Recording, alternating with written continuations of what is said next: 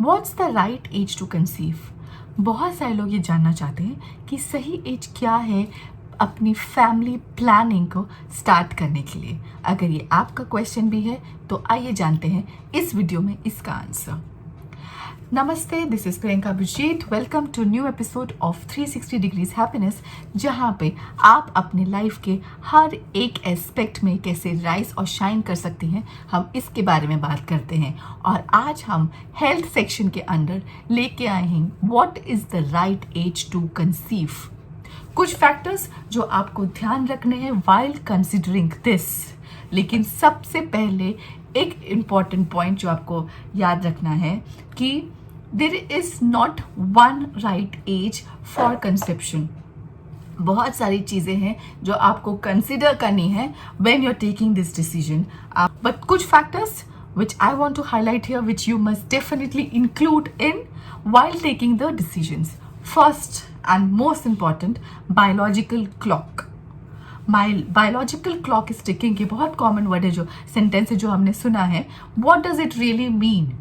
Medically, what is the right age to conceive? अगर आप medical books पे ये बात करेंगे, मेडिकल में स्टडीज़ के बारे में बात करेंगे, तो as per that 20 to 25 is the best age to conceive. 25 to 30 is also a good age to conceive, क्योंकि आपकी बॉडी, आपका एग्स, सबकी हेल्थ बहुत अच्छी होती है। Conception is easier and the pregnancy sustain भी रहती है, बच्चे भी हेल्दी होते हैं। चांसेस ऑफ एनी कॉम्प्लिकेशंस बहुत कम होता है इस स्टेज में, इस एज में।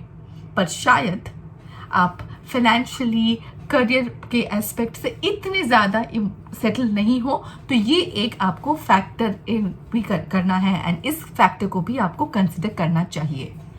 30 to 35 is also okay age to conceive, but slightly आपके रिस्क जो हैं वो बढ़ जाते हैं। 30 क्रॉस होते हैं आपके रिस्क ऑफ का pregnancy related complications, risk of certain complications in the child, conception के रिस्क, ये सब कुछ 30 के बाद बढ़ जाते हैं। 35 के बाद इन सब रिस्क का परसेंटेज और बढ़ जाता है। परसेंटेज आपके चांसेस ऑफ कंसेप्शन के परसेंट जो है उसके रिस्क के चांसेस और बढ़ जाते हैं, आपका डिले के चांसेस और बढ़ जाते हैं, आपके कॉम्प्लिकेशंस के चांसेस परसेंटेज और बढ़ जाता है, आपको प्रेगनेंसी सस्टेन करने का जो रिस्क है उसका भी चांसेस और बढ़ जाता है। प्रेगनेंसी में देयर लॉट ऑफ मॉनिटरिंग जो आपको एडिशनल करना पड़े, उसका भी जो है वो चांसेस बढ़ जाते हैं। Additional monitoring of a risk of a high risk pregnancy, उसका परसेंटेज भी बढ़ जाता है। फिर जो बच्चा है उसको कोई जेनेटिक डिसऑर्डर या उसके क्रोमोसोमल डिसऑर्डर्स, इनके परसेंटेज भी बहुत ज़्यादा बढ़ जाते हैं।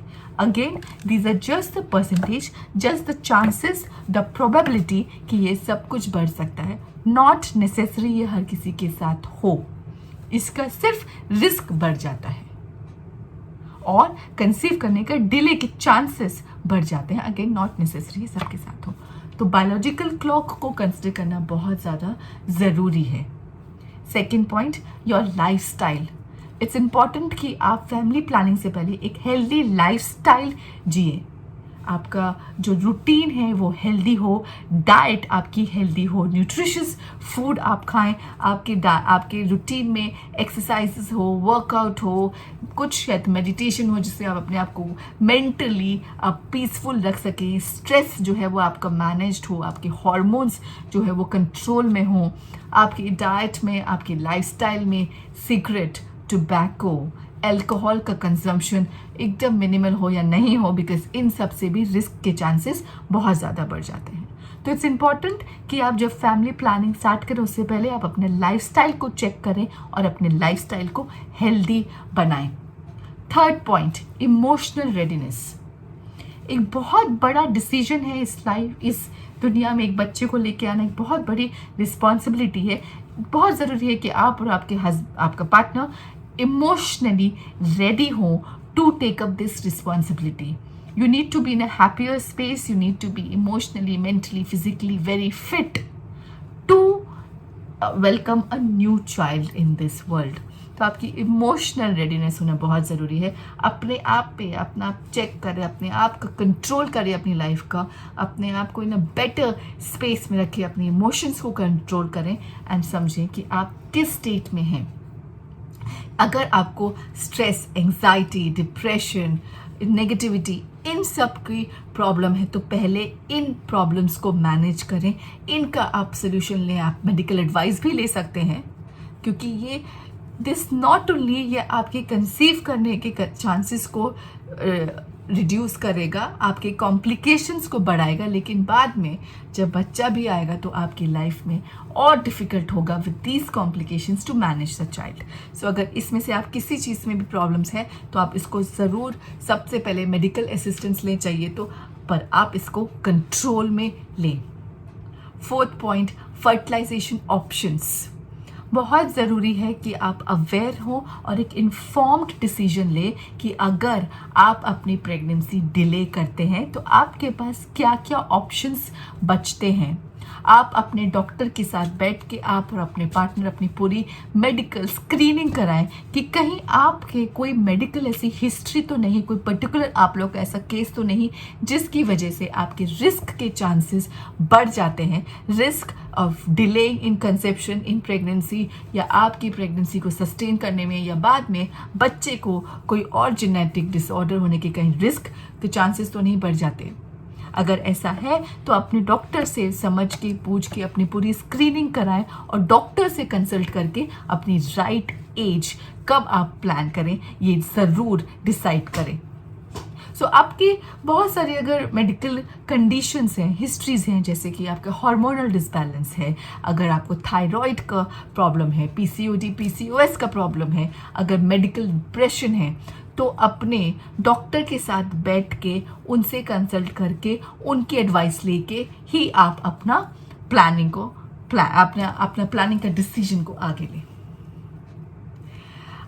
Last but very important point, have a very realistic expectation.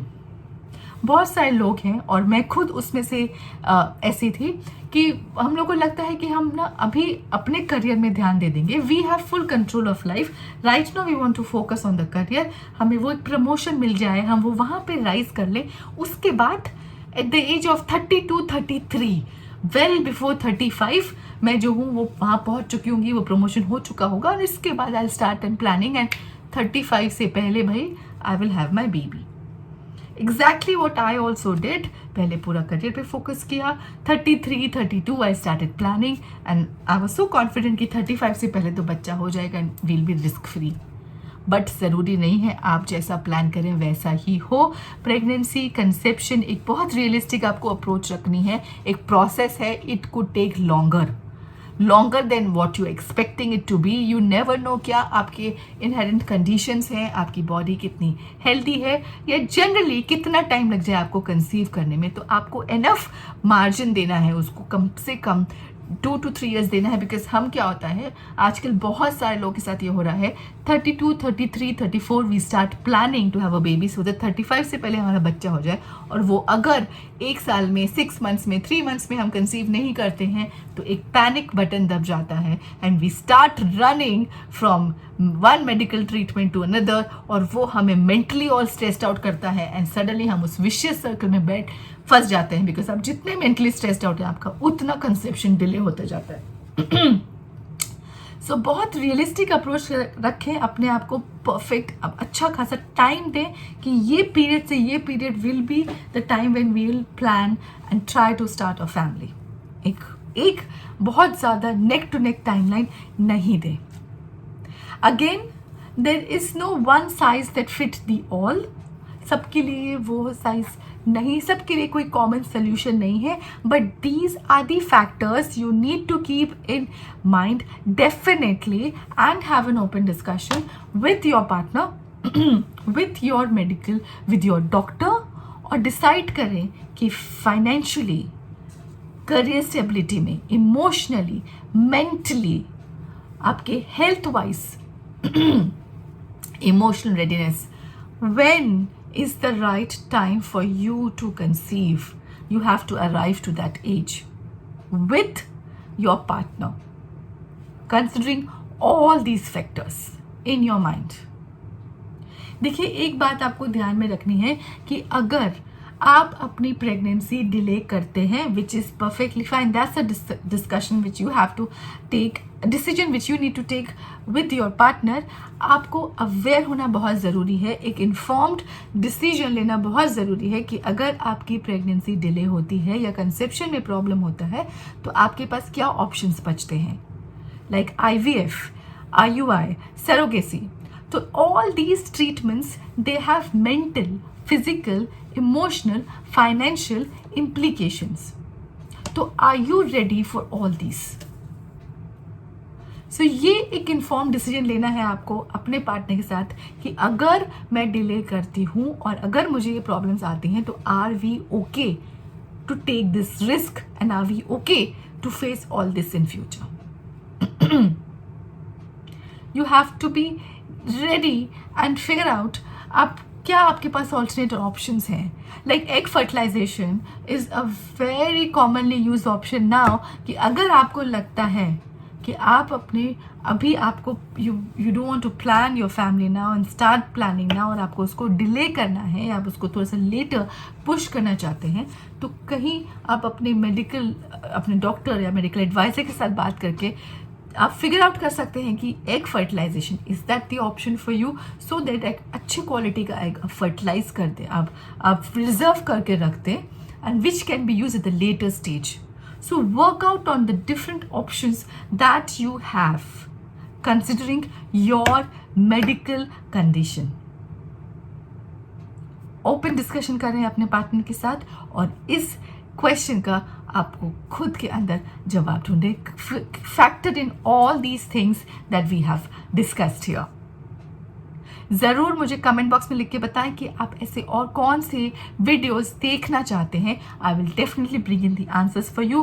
Please subscribe, share, like ज़रूर करें. किसी ना किसी को ऐसे ज़रूर शेयर करें जिसको शायद आज इसको देखने की ज़रूरत हो.